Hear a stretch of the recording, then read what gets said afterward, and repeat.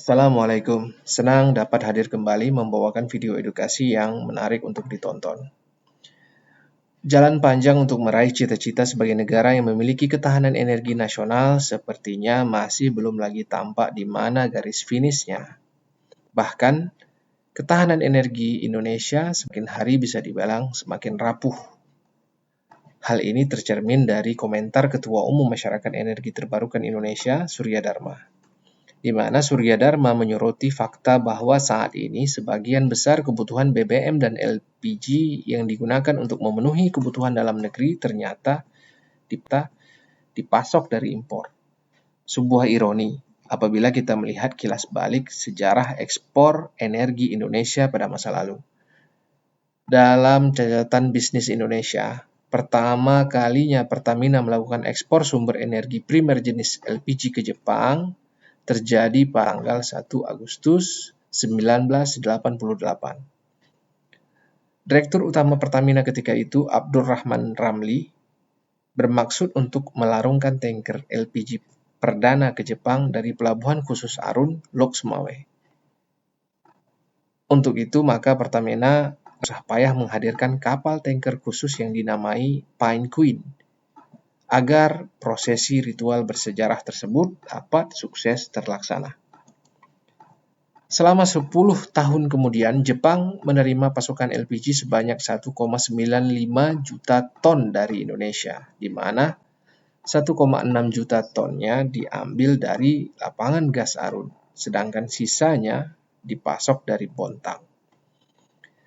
Sebagai pemasok 25% kebutuhan LPG Jepang, maka otomatis Indonesia menjadi negara eksportir LPG terbesar di kawasan Pasifik Barat pada tahun 1988.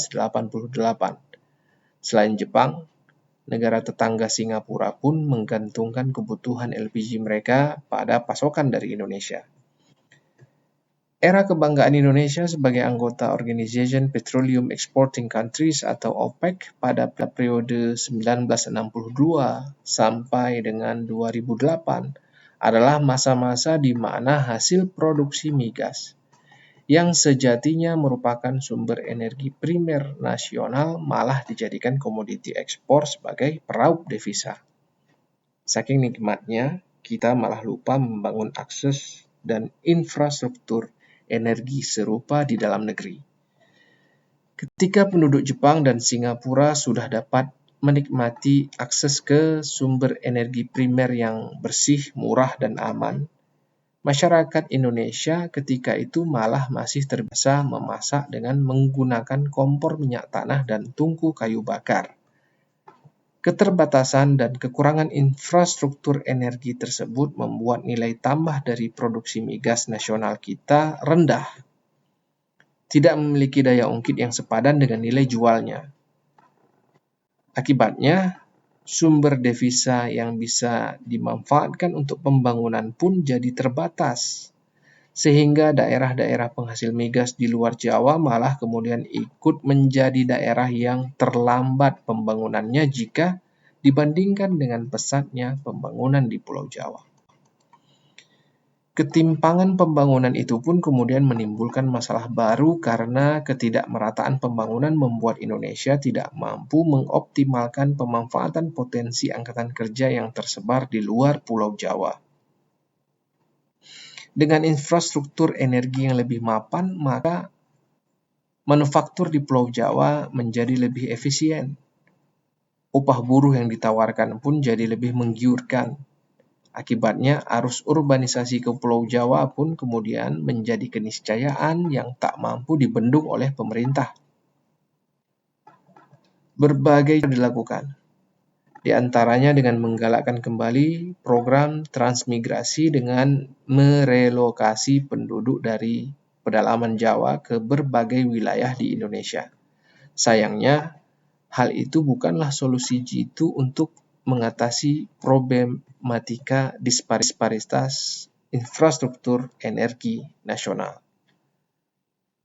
Sepatutnya kini ketika cadangan migas semakin menipis, maka energi baru terbarukan atau EBT sudah semestinya lebih berkembang. Namun lagi-lagi, situasi kontradiksi terjadi.